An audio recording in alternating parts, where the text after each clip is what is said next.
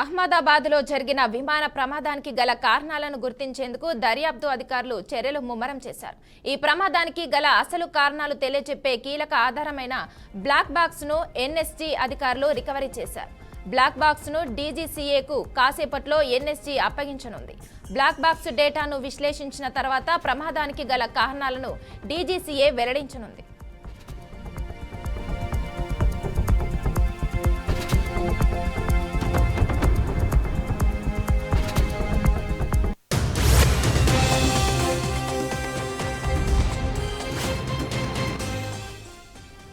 విమాన ప్రమాదాలను గుర్తించడానికి బ్లాక్ బాక్స్ ను అమరుస్తుంటారు. విమానం ప్రయాణించేటప్పుడు కాక్పిట్, క్రూ వాయిస్, ఇంజన్ శబ్దాలు, ఇతర శబ్దాలను ఇది రికార్డింగ్ చేస్తుంది. విమాన ప్రమాదం జరిగిన తర్వాత దీనిలోని ఆధారాలను బట్టి ప్రమాదం ఎలా జరిగిందో తెలుసుకుంటారు. సాధారణంగా బ్లాక్ బాక్స్ ను కంప్యూటర్ హార్డ్ డిస్క్ లాంటిదిగా భావించవచ్చు. విమానం టేకాఫ్ అయినప్పటి నుంచి ల్యాండ్ అయ్యేంత వరకు జరిగే ప్రతి సంఘటనను ఇది భద్రపరుస్తుంది. ప్రమాదం జరిగిన తర్వాత దర్యాప్తు అధికారులు మొదటగా బ్లాక్ బాక్స్ ను సేకరిస్తారు. అందులోని ఆడియో డేటా, సాంకేతిక వివరాలను విశ్లేషించడం ద్వారా ప్రమాదానికి గల కారణాలను తెలుసుకోవడానికి బ్లాక్ బాక్స్ ఉపయోగపడుతుంది.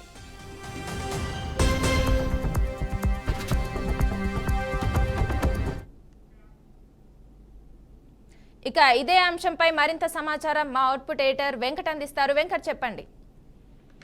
దాదాపు 245 మంది ప్రాణాలు తీసుకున్నటువంటి ఎయిర్ ఇండియా 171 బ్లోయింగ్ ఫ్లైట్ లో ప్రమాద ఘటనలో విచారణకు సంబంధించి ఒక కీలకమైనటువంటి ఆస్పెక్ట్ జరగబోతూ ఉంది. ఇప్పటికే విమానంలో ఉన్నటువంటి కాక్పిట్ లో ఏదైతే ఉంటుందో బ్లాక్ బాక్స్ అనే ఒక కీలకమైనటువంటి ఒక డివైస్ ఉంటుంది. ఆ డివైస్ ని ఇప్పటికే ఎన్ఎస్జీ కమాండోలు దాన్ని స్వాధీనపరుచుకొని ఫోరెన్సిక్ నిపుణులకి ఇవ్వడం జరిగింది. సో మెయిన్ గా దాని బ్లాక్ బాక్స్ ఉద్దేశం ఏంటి అంటే, జనరల్ గా పైలట్, కో పైలట్ ఎక్కడైతే ఉండి ఫ్లైట్ నడుపుతూ ఉంటారో అక్కడ దాన్ని కాక్పిట్ గా దాన్ని భావిస్తూ ఉంటాం. ఆ ప్రాంతాన్ని కాక్పిట్ గా భావిస్తూ ఉంటాం. అక్కడే ఈ బ్లాక్ బాక్స్ ఉంటుంది. జనరల్ గా అమరుస్తుంటారు. ఫ్లైట్ ఏదైనా ప్రమాదానికి గురయ్యే అవకాశం ఉంటుంది. కాబట్టి అప్పుడు ఆ కమాండ్స్ మొత్తం కూడా ఫ్లైట్ కావచ్చు, క్లో పైలట్ కావచ్చు, లేదంటే సిబ్బంది ఏదైనా అరిచేది కానీ ఇవన్నీ కూడా ఆ బ్లాక్ బాక్స్ లో రికార్డ్ అవుతూ ఉంటాయి. అంటే ప్రమాదం జరగడానికి ముందు ఏం జరిగింది అనే అంశాలు మొత్తం కూడా అక్కడ కొంత వాయిస్ రూపంలో మనకి ఆ బ్లాక్ బాక్స్ లో రికార్డ్ అవుతూ ఉంటాయి. కాబట్టి ఆ బాక్స్ ని ఇప్పుడు రికవర్ చేయడం ఎన్ఎస్జీ కమాండో రికవర్ చేసి సంబంధిత దర్యాప్తు అధికారులకు ఇవ్వడం జరిగింది. సో ఇప్పుడు ఆ బ్లాక్ బాక్స్ తెరిచిన తర్వాత, ఆ డివైస్ ని ఓపెన్ చేసిన తర్వాత అక్కడ ఏమేమి వాయిస్ వచ్చాయి, అదేవిధంగా పైలట్, కో పైలట్ ఏం మాట్లాడుకున్నారు, వారిద్దరి మధ్య ఎటువంటి సంభాషణ జరిగింది, పైలట్ ఇచ్చిన ఆదేశాలంటే కో పైలట్ ఏం చెప్తున్నారు, అదేవిధంగా ఏటీసీకి వాళ్ళు ఎటువంటి సంకేతాలు పంపించారు. అంటే అఫ్కోర్స్ ఏటీసీతో సంబంధాలు తెగిపోయినాయి కాబట్టి మేబీ వీళ్ళు ఇచ్చిన కమాండ్స్ ఏటీసీకి వెళ్ళి ఎయిర్ ట్రాఫిక్ కంట్రోల్ వ్యవస్థకు పోకపోయినప్పుడు కూడా ఆ బ్లాక్ బాక్స్ లో నిక్షిప్తమై ఉంటాయి. ఖచ్చితంగా ఇక్కడ ఇది జరగబోతుంది, ఇది మనం ఏం చేయలేని పరిస్థితి, ఎమర్జెన్సీ సిచ్యువేషన్ ఉంది అని ఏదైతే వారిద్దరి మధ్య సంభాషణ ఉంటుందో ఆ సంభాషణ మొత్తం కూడా ఒక బ్లాక్ బాక్స్ లో రికార్డ్ అయి ఉంటుంది. కాబట్టి ఖచ్చితంగా ఇది దర్యాప్తులో కీలకమైనటువంటి ఘట్టం.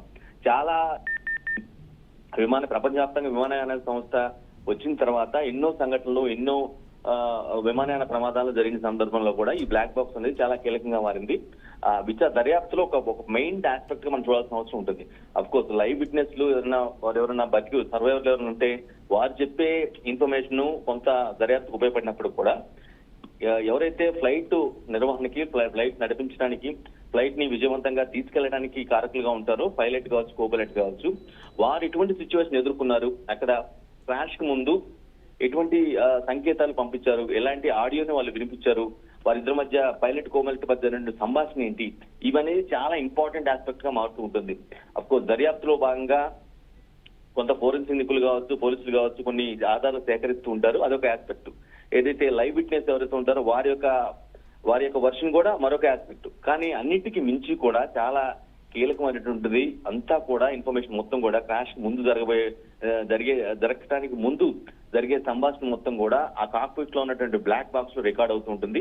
ఈ చాలా సందర్భాల్లో గతంలో కూడా చాలా విమాన ప్రమాద సంఘటనలో కూడా ఇందులో ఈ డివైస్ ని ఓపెన్ చేసిన తర్వాత అక్కడ ఏం జరిగింది, ఆ ఇన్ఫర్మేషన్, ఆడియో సంభాషణ ఏముంది, ఎటువంటి సంకేతాలు ఎవరెవరికి పంపించారు, పైలట్, కో పైలట్ మధ్య ఏం మాట్లాడుకున్నారు, ఇవన్నీ కూడా అందులో ఉంటాయి. కాబట్టి సో దీన్ని చాలా జాగ్రత్తగా భద్రపరుస్తుంటారు. హై సెక్యూరిటీగా దీన్ని, అంటే దాన్ని కరప్ట్ చేయకుండా ఉండాలి.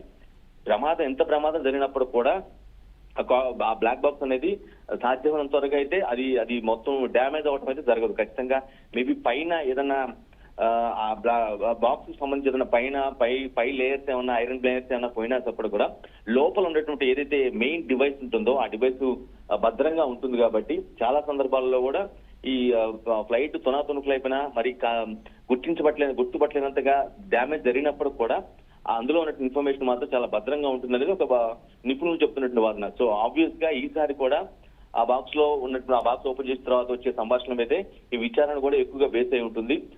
ఒక ప్రైమ్ బేస్ విట్నెస్ గా మనం చూడాల్సిన అవసరం ఉంటుంది. ఆ సంభాషణ మొత్తాన్ని కూడా, ఆ కన్వర్జేషన్ మొత్తం కూడా, అంటే ఆహాకారాలు చేయటమా లేదంటేనేమో ఇది ఫ్లైట్ ఇప్పుడు మా పరిధిలో పోయింది అంటే ఇప్పుడు జనరల్ గా ఏంటంటే పైలట్ కోపైలట్ మాట్లాడుతున్న సందర్భాల్లో ఒక ఎమర్జెన్సీ సిచ్యువేషన్ వచ్చినప్పుడు వాళ్ళకి ఇంజిన్స్ పనిచేయలేదా, లేదంటేనేమో అక్కడ మెయిన్ ఏదైతే కాక్పిట్ లో ఉన్నటువంటి మెయిన్ వ్యవస్థ ఏదైతుందో అది పనిచేయలేదా, ఏదైతే పని చేయట్లేదో, ఏదైతే వాళ్ళ అవుట్ ఆఫ్ కంట్రోల్ ఉందో ఆ విషయం మొత్తాన్ని కూడా వాళ్ళు మాట్లాడుకుంటారు కాబట్టి అది మొత్తం కూడా ఆ బ్లాక్ బాక్స్ లో రికార్డ్ అవుతుంది. సో దాన్ని వన్స్ ఓపెన్ చేసిన తర్వాత ఆ విషయం కొంత మేరకు ఒక కీలకమైన విషయం బయటకు వస్తుంది. దర్యాప్తులో అది చాలా కీలకం కాబోతుంది. అందుకే ఆ డివైస్ ని, ఆ బ్లాక్ బాక్స్ ని చాలా భద్రంగా ఉంచుతారు, హై సెక్యూరిటీగా ఉంటారు. ఎందుకంటే ఒకరిద్దరు కాదు ఇక్కడ ప్రాణాలు కోల్పోయింది, ఆల్మోస్ట్ 265 మంది ప్రాణాలు కోల్పోయింది. దానికి కారణం ఏంటంటే అసలు ఏం జరిగిందో విషయం ప్రపంచానికి తెలియాల్సిన అవసరం ఉంది, ఈ విక్టిమ్స్ తెలియాల్సిన అవసరం ఉంది, విక్టిమ్ బంధువులకు తెలియాల్సిన అవసరం ఉంటుంది. కాబట్టి ఖచ్చితంగా దానికి హై సెక్యూరిటీగా పెడతారు. దాని విచారణ దాన్ని ఓపెన్ చేసేటప్పుడు కావచ్చు, లేదంటే అందులో ఉన్నటువంటి వివరాలు మొత్తం కూడా చాలా గోప్యంగా ఉంచి అవసరమైన సమయంలో మాత్రం బయటికి తెచ్చే పరిస్థితి ఉంటుంది. కాబట్టి సో నిజంగానే ఒక కీలకమైనటువంటి ఆస్పెక్ట్ ఉండబోతుంది మానస. అయితే వెంకట్, ఇప్పుడు ఏదైతే బ్లాక్ బాక్స్ ని సేకరించారో ఈ డేటాను విశ్లేషించడానికి ఏ సమస్యలు బాధ్యతగా వ్యవహరిస్తుందంటారు? ఖచ్చితంగా సంబంధించినటువంటి ఎయిర్ ట్రాఫిక్ కంట్రోల్ సంబంధించి, లేదంటే ఎయిర్ విమానయాన సంస్థ సంబంధించినటువంటి దర్యాప్తు సంస్థ ఏదైతే ఉంటుందో, అంటే ఇప్పుడు జనరల్ క్రైమ్ జరిగినప్పుడు ఎలాగైతే దర్యాప్తు సంస్థలు ఉంటాయి, at the same time aviation సంబంధించి కూడా దర్యాప్తు సంస్థలు ఉంటాయి. కాబట్టి ఆ దర్యాప్తు సంబంధించిన అధికారుల బృందం దీన్ని విశ్లేషించే అవకాశం స్పష్టంగా కనిపిస్తుంది. అంటే వారి సమక్షంలో దీన్ని తెరుస్తారు, వారు మాత్రమే దీన్ని వెంటనే చాలా సీక్రెసీగా, గోప్యంగా కొంత ఇన్ఫర్మేషన్ లిమిటెడ్ పర్సన్స్ మాత్రమే, దర్యాప్తు అధికారులతో పాటుగా ఒకరిద్దరు ఎవరైనా ఫారెన్సిక్ ఎక్స్పర్ట్స్ ఉంటే వారిని మాత్రమే పిలిపించి అది చాలా సీక్రెసీ రూమ్ లో దాన్ని ఓపెన్ చేసి ఆ డిబేట్స్ లో ఉన్న సంభాషణ మొత్తం కూడా విశ్లేషిస్తారు. కాబట్టి దాన్ని ఒక నివేదిక రూపంలో ఇస్తారు. కాబట్టి ఇది చాలా సీక్రెసీగా జరిగే అవకాశం ఉంటుంది. ఎందుకంటే ఆ రిపోర్ట్ అనేది అంత వాల్యుబుల్ ఇన్ఫర్మేషన్. 265 మంది ప్రాణాలు తీసినటువంటి ఫ్లైట్ కి సంబంధించిన ఫ్లైట్ క్రాష్ సంబంధించిన ఇన్ఫర్మేషన్, ఆ పైలట్ కోపైలట్ మధ్య జరిగిన సంభాషణ చనిపోవడానికి ముందు ఎగ్జాక్ట్ గా 1 minute లేదా 1 minute సెకండ్స్ ముందు మనం, ఎందుకంటే నిన్న ఫ్లైట్ టేక్ ఆఫ్ అయినటువంటి 34 సెకండ్ల లోపలనే కూలిపోయింది అనేది ఒక వాదన బలంగా వినిపిస్తుంది. ఫస్ట్ 5-6 నిమిషాలు కూలిపోయిందని అనుకున్నప్పుడు కూడా, కానీ ఇప్పుడు లేటెస్ట్ గా అందుతున్న సమాచారం ఏంటంటే ఫ్లైట్ టేక్ ఆఫ్ అయినటువంటి 36-40 సెకండ్ల లోపలనే కూలిపోయింది అనేది ఇప్పుడు చాలా బలంగా వినిపిస్తుండే వాదన. సో ఆ 40 సెకండ్లు కూలిపోవడానికి ముందు 40 సెకండ్లలో ఏం జరిగింది, ఇంజిన్స్ పనిచేయలేదా, ఇంకేదంటే ఇంకేదైనా ట్రాఫిక్ కంట్రోల్ తో సంబంధాలు తెగిపోయి తర్వాత ఏం జరిగింది, అసలు ఒక ఏదైనా ప్రొపెల్లర్స్ ఏమైనా డ్యామేజ్ అయ్యాయా, లేదంటే ఆ ఫ్యూల్ ట్యాంక్ లో ఇష్యూ ఏమైనా వచ్చిందా, ఇవన్నీ అంశాలు మొత్తం కూడా ఆ కాక్పిట్ లో వాళ్ళిద్దరి మధ్య, పైలట్ కోపైలట్ మధ్య జరిగినటువంటి కన్వర్జేషన్ లో వస్తున్నాయి. కాబట్టి అవన్నీ కూడా మాట్లాడుకునే మొత్తం కూడా అందులో రికార్డ్ అవుతాయి. సో దాన్ని పరిపూర్ణంగా కంప్లీట్ గా విశ్లేషిస్తారు. అంతే హై సెక్యూరిటీ జోన్ లో పెట్టి ఎవరైతే లిమిటెడ్ పర్సన్స్ దానికి సంబంధించిన వ్యక్తులు ఎవరైతే ఉంటారో దర్యాప్తు సంబంధించి వారు మాత్రమే దీన్ని విశ్లేషించడానికి అర్హులుగా భావిస్తూ ఉంటారు మనస. అయితే వెంకట్, అంతకు ముందు కూడా ఇలాంటి ప్రమాదాలు చాలా జరిగాయని విన్నాము. సో దీనిపైన ఎయిర్లైన్స్ కానీ భారత ప్రభుత్వం కానీ అప్పట్లో ఎందుకు చర్యలు తీసుకోలేదు? ఈ ఫ్లైట్ కి సంబంధించి పర్టికులర్ ఇక్కడ అంటే ఈ ఫ్లైట్ ఏదైతే air India 171 Boeing 787 dream liner ఏదైతే ఉందో ఈ ఫ్లైట్ కి సంబంధించి గతంలో అంటే 2024 జూన్ లో ఒకసారి, డిసెంబర్ లో ఒకసారి సాంకేతిక సమస్యలు తలెత్తాయి. అప్పుడు కూడా ఆల్మోస్ట్ 300 మంది ఇదే ఫ్లైట్ లో 300 మంది ఒకసారి, 202 మంది ఒకసారి ఆ ఫ్లైట్ లో జర్నీ చేస్తుండగా టెక్నికల్ ఇష్యూస్ వచ్చాయని, అవి వాటిని కొంతమేరకు ఆ టైంలో ఎలాగో ప్రమాదం నుంచి బయటపడ్డారు. పైలట్ చాకచక్యం కావచ్చు, లేదంటేనో ఇంకో వేరే రీజన్స్ వల్ల ఏదైనా సరిగా గైడ్ చేయడం, ఏటీసీ సరిగా గైడ్ చేయడం వల్ల దీనివల్ల అయితే మొత్తానికి అయితే ప్రాణాలతో అప్పట్లో అయితే బయటపడిన పరిస్థితి సందర్భం ఉంది. కానీ ఆ టెక్నికల్ స్నాగ్ ఏదైతే ఉందో, టెక్నికల్ గ్లిచ్ ఏదైతే ఉందో దాన్ని ఇప్పటికీ సార్ట్ అవుట్ చేయకుండా, దాని మీద దృష్టి పెట్టకుండా కొంత నెగ్లెక్ట్ చేశారనే వాదనకు బలంగా వినిపిస్తుంది. సో దీనికి బాధ్యులు ఎవరు అనే దాని మీదే ప్రధానంగా దృష్టి పెడుతూ ఉన్నారు.